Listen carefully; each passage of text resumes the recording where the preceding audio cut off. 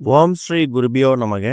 ஓம் ஸ்ரீ மகா பெரியவா சரணம். வரும் செப்டம்பர் 4ஆம் தேதி வியாழக்கிழமை செப்டம்பர் மாதத்துக்கான அபிஜித் நட்சத்திரம் வரக்கூடிய நாள். இந்த 2 பொருட்கள் உங்க கையில இருந்தாலே போதும், யோகம் தேடி வரும், நினைத்தது அப்படியே நடக்கும். அது என்ன வழிபாட்டு முறைன்னு பார்க்கறதுக்கு முன்னாடி நம்மளோட வீடியோஸை இப்போதான் நீங்க ஃபர்ஸ்ட் டைம் பார்க்குறீங்கன்னா மறக்காம சப்ஸ்கிரைப் பண்ணிக்கோங்க. தொடர்ந்து இது மாதிரி அப்டேட் தெரிஞ்சுக்கிறதுக்கு பக்கத்துல நோட்டிஃபிகேஷன் பெல்லை கிளிக் பண்ணி ஆல் அப்படிங்கிற செலக்ட் பண்ணிக்கோங்க. இப்போ என்னென்ன பொருட்களை வைத்து என்ன மாதிரி வழிபாடு செய்ய போறோம் அப்படிங்கிற பத்தி தெளிவா தெரிஞ்சுக்கலாம். ஏதாவது ஒரு நல்லது என் வாழ்க்கையில் நடந்துராதான்னு பல நாட்களா காத்துக்கிட்டு இருக்கேன். பல நாட்களா இறைவன்கிட்ட வேண்டிக்கிட்டு இருக்கேன். ஆனா ஒரு நல்லது கூட என் வாழ்க்கையில நடக்கவே இல்லை அப்படின்னு வருத்தப்படுறவங்களா இருந்தீங்கன்னா அந்த வருத்தம் இனிமே உங்களுக்கு வேண்டாம். உங்களுக்கு நல்லது நடக்கக்கூடிய இந்த 24 நிமிஷத்துல இறைவன்கிட்ட நீங்க என்ன பிரார்த்தனை பண்றீங்களோ அது அப்படியே கிடைக்கும். உங்களோட தலையெழுத்தும் நல்லபடியா மாறும். உங்க மனசுல நீண்ட நாட்களா இருக்கக்கூடிய ஒரு வேண்டுதலை இறைவன் கிட்ட இந்த 24 நிமிஷத்தை சொல்லி பாருங்க. அசுர வேகத்துல இறைவன் உங்க வேண்டுதலை நிறைவேற்றி வைப்பார். அந்த 24 நிமிஷத்துக்கு பெயர் தான் அபிஜித் நட்சத்திர நேரம். இதுக்கு பின்னால அப்படி என்ன அதிசக்தி வாய்ந்த மர்மம் மறைஞ்சிருக்குது? கிருஷ்ண பரமாத்மா தன்னோட மயில் இறகுல மறைச்சு வச்சிருக்க நேரம் தான் இந்த ஒரு அபிஜித் நட்சத்திரம். அந்த ரகசியம் அந்த பரமாத்மாவுக்கு மட்டும்தான் தெரியும். ஆனா அந்த நேரத்தை நம்ம பயன்படுத்திக்கிட்டோம்னா வாழ்க்கையில பல மாற்றங்களை ஏற்படுத்தலாம். அந்த ஒரு அதிசக்தி வாய்ந்த அபிஜித் நட்சத்திர நேரம் செப்டம்பர் 4ஆம் தேதி வியாழக்கிழமையோட சேர்ந்து வந்திருக்கு. நம்மளை பொறுத்த வரைக்கும் சாஸ்திரங்கள்ல ஜோதிடங்கள்ல 27 நட்சத்திரங்கள் இருந்தாலும் 28வது நட்சத்திரம் இருக்குது. அந்த நட்சத்திரம் வரக்கூடிய நாள்ல நம்ம செய்யக்கூடிய எந்த ஒரு வழிபாடா இருந்தாலும் வேண்டுதலா இருந்தாலும் அது நிறைவேறுமா? அப்படிப்பட்ட நட்சத்திரம் தான் இந்த அதிசக்தி வாய்ந்த அபிஜித் நட்சத்திரம். இந்த அபிஜித் நட்சத்திரம் ஒரு சில நேரங்கள் மட்டும்தான் இருக்கும் அப்படிங்கறதால இதுக்கு கிடைக்கக்கூடிய சிறப்பும் ரொம்ப அதிகம். நாம இப்படித்தான் நடக்கும் அப்படிங்கிறத எந்த நேரத்தில் நினைக்கிறோமோ அது அப்படியே நடக்குமா?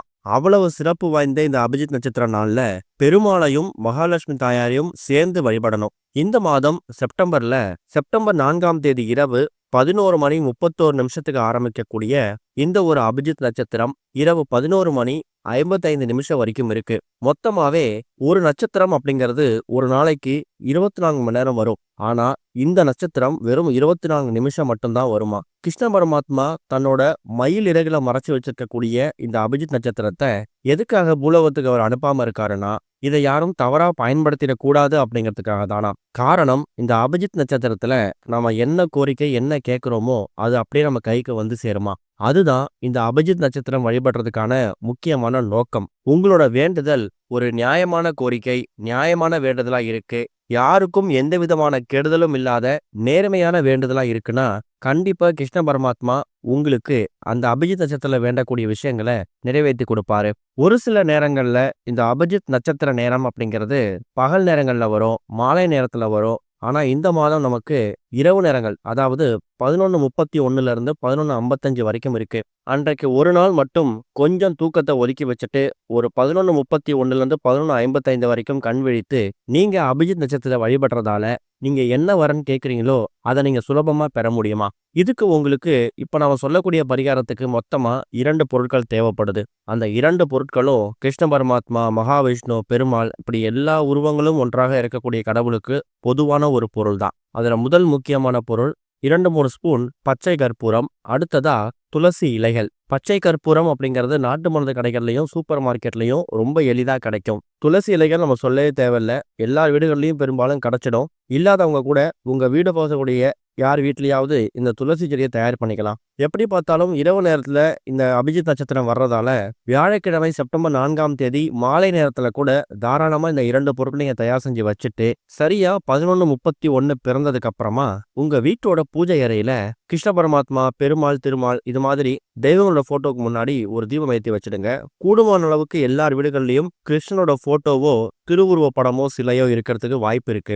அந்த போட்டோ சிலைக்கு முன்னாடி கூட இப்ப நம்ம சொல்லக்கூடிய இந்த பரிகாரத்தை பண்ணலாம். சரியா 11:31 ஆரம்பிச்சதுக்கு அப்புறமா 11:55 அந்த 24 நிமிஷம் முடியறதுக்குள்ள இந்த பரிகாரத்தை செஞ்சிடணும். அதுக்கேற்ற மாதிரி நீங்க முன்னாடியே எல்லாத்தையும் தயார் செஞ்சு வச்சுட்டீங்கன்னா அந்த 24 நிமிஷத்தை நீங்க வழிபாடு செய்யறதுக்கு மட்டும் பயன்படுத்திக்கலாம். 2 சின்ன சின்ன கிண்ணங்கள்லயோ இல்ல ஒரே கிண்ணத்திலயோ கூட அந்த பச்சை கற்பூரத்தையும் அந்த துளசி இலைகளையும் போட்டு கிருஷ்ண பரமாத்மா போட்டோ சிலைக்கு முன்னாடி விளக்கேற்றி வச்சுட்டு இந்த ஒட்டுமொத்த அமைப்பையும் கிருஷ்ண பரமாத்மா ஃபோட்டோ முன்னாடி வச்சுடுங்க.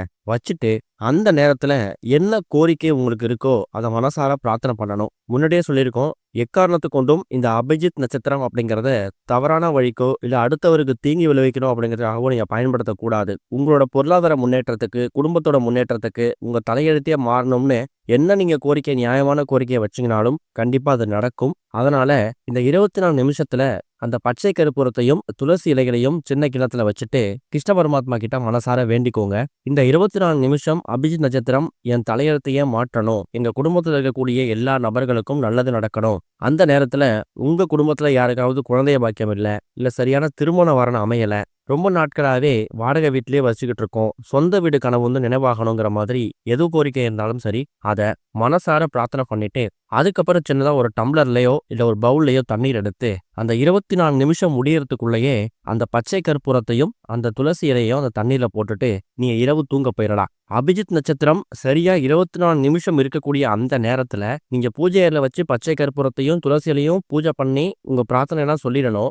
அடுத்து அந்த 24 நிமிஷம் முடியறதுக்குள்ளேயே டம்ளர் தண்ணீர் ரெடியா வச்சீங்கன்னா, பக்கத்துலயே அந்த தண்ணீர்ல அந்த பச்சை கற்பூரத்தையும், துளசி இலையும் போட்டுறலாம். அதுக்கப்புறம் நீங்க விளக்க கொடியில வச்சுட்டு தூங்க போயிடுங்க. மறுநாள் வெள்ளிக்கிழமை செப்டம்பர் 5ஆம் தேதி விடிந்ததுக்கு அப்புறமா அந்த துளசி தண்ணீரும், பச்சை கற்பூரமும் போட்டு பூஜை அறையில வச்சிருந்தீங்கல்ல, அத குளிச்சுட்டு வீட்டோட பூஜை அறையில பூஜை பண்ணிட்டு விளக்கெல்லாம் ஏத்தி வச்சிடுங்க.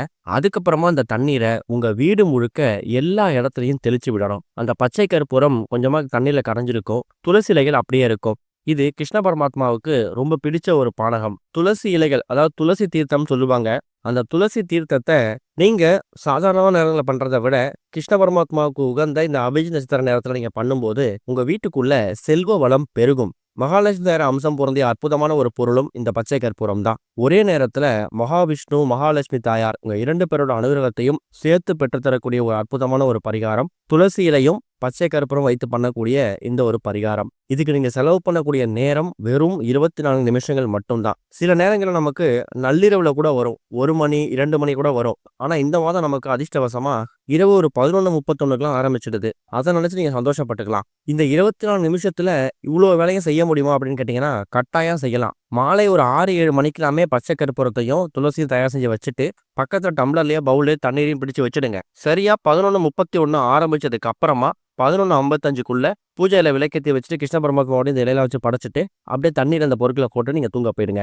மறுநாள் இந்த தண்ணீரை வீடு முழுக்க தெளிச்சு விட்டு தண்ணீர் மீந்து இருந்துச்சுன்னா அதை நீங்க பத்திரப்படுத்தி வைக்கணுங்கிற கட்டாயம் கிடையாது. வீட்டில் இருக்கக்கூடிய அந்த பூந்தொட்டிகள், செடி கொடிகளை நீங்க ஊத்திடலாம். அதுக்கும் வழி இல்லாதவங்க ஏதாவது சிங்க்ல கூட நீங்க ஊத்திக்கோங்க. இதுதான் செப்டம்பர் 4ஆம் தேதி இந்த மாதம் நமக்கு வந்திருக்கக்கூடிய அபிஜித் நட்சத்திரம் வழிபடுறதுக்கான முக்கியமான வழிபாட்டு முறை. மாதத்துல ஒரு முறையோ 2 முறையோ இது வர வாய்ப்பு இருக்கு. இந்த மாதம் நமக்கு வந்திருக்கு, அதை பயன்படுத்திக்கோங்க. அடுத்த மாதம் இதே நேரத்துல வரும்னு சொல்ல முடியாது. அதிகாலை 2 மணி 3 மணிக்கு வந்துச்சுன்னா நீங்க அடுத்த 1 மாதம் காத்திருக்கணும். இந்த மாதத்தை பயன்படுத்திக்கோங்க. ஓம் ஸ்ரீ குருபியோ நமக. ஓம் ஸ்ரீ மகா பெரியவா சரணம்.